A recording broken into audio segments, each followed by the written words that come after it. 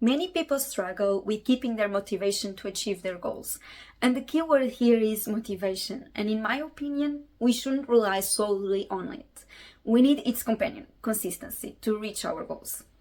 Because on the days where motivation is missing, it will be the web of consistent habits that we created that will allow us to move closer to our objectives. And in this video, I will share with you 5 strategies that I use to remain consistent while working for my goals. First of all, you need to have clear and attainable goals.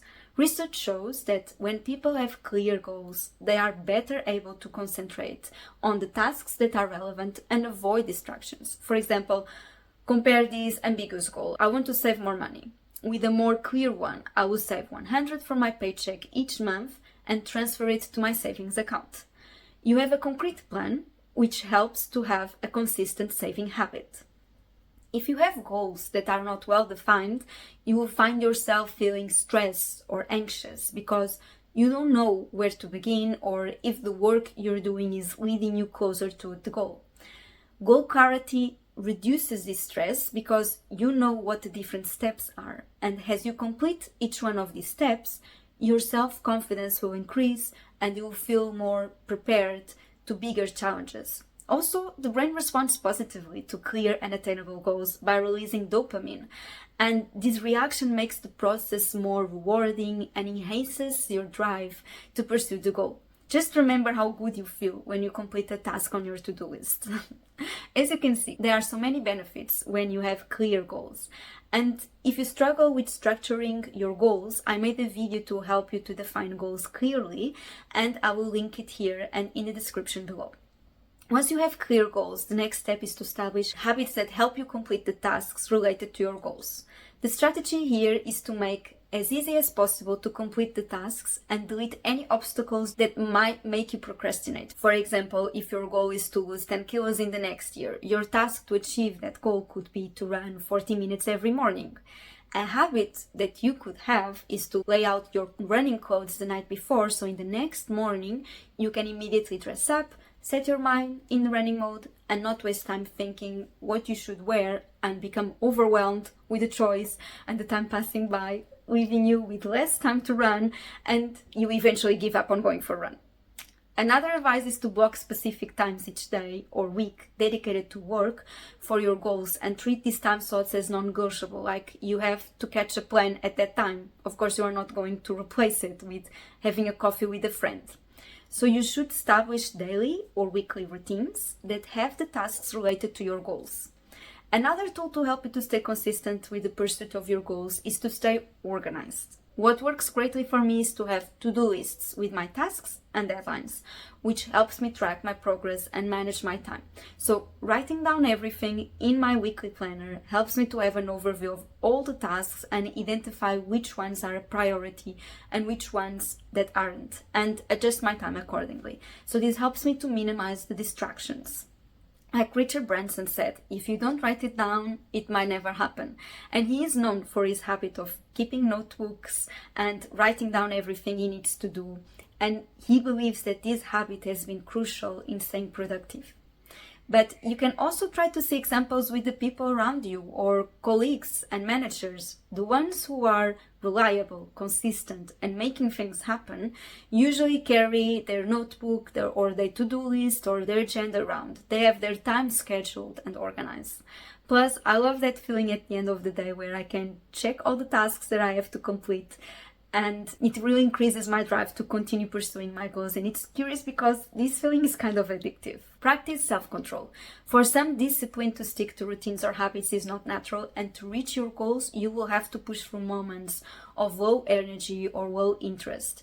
I have been practicing self-control at least since I was 9 years old when I joined the rowing team. And I remember at the time my dad used to say to have a spirit of sacrifice, which meant to make sacrifices today and delay gratification in order to enjoy better rewards in the future. Sometimes I prefer to stay in bed instead of going to practice and row in the cold and in the rain, but I went anyway because I knew my competition would be ahead of me if I decided to be lazy. The good news is that you can acquire this skill if you practice it, and you can easily practice it in your day-to-day. For example, you have the desire to eat a dessert, but you opt for a piece of fruit instead. Or you want to scroll through social media before going to bed, but you read a book instead.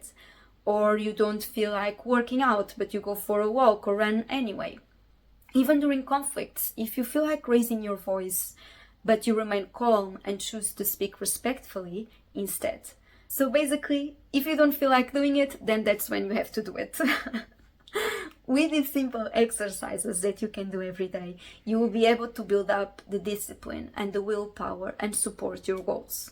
And these small acts of self-control will add up, will make it easier to handle the bigger challenges ahead because you are already familiar with discipline. And finally, work on your growth mindset. A growth mindset allows you to see challenges as opportunities to learn and grow. So many times I wondered why a specific situation was happening to me, but then I remember that there is always a learning opportunity with our setbacks, and most things happen for a reason. And I'll give you a personal example. When my job position ceased to exist as part of a mass layoff of that company, instead of letting that affect me in a negative way and seeing this as a reflection of my abilities, I saw as a chance to pursue something better.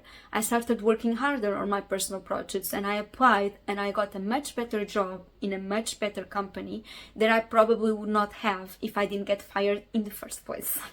So with the growth mindset, when you face difficulties, you do the opposite of giving up. You stay persistent and you find solutions. And this will help you to remain consistent when pursuing your goals, even when the road gets tough, because you are driven by your potential to grow and by your improvement to become a better person. Some examples on how you can practice growth mindset are basically putting yourself in situations that you're not comfortable, such as if you're not confident with public speaking, volunteer to give a presentation. Or when you receive a constructive criticism, instead of getting defensive, use the feedback to improve. For example, a colleague of mine suggested a better way for me to prepare PowerPoint presentations. And instead of feeling that I was not doing a good job or having a negative feeling about this criticism, I actually tried this method and I think it worked, delivered the message better. And a very important one is to celebrate the effort you put into tasks and not just the outcomes. For example, I'm learning Dutch and I get proud of myself when I practice it during the day, even if I'm not fluent yet. And I hope these 5 strategies are clear, and if you decide to use them, let us know in the comment section how that has been working for you. And I'm also curious to know if you are familiar with these methods to stay consistent when pursuing your goals, and if you know and use other methods. Let us know your thoughts in the comment section. Thank you so much for watching, and see you in the next video.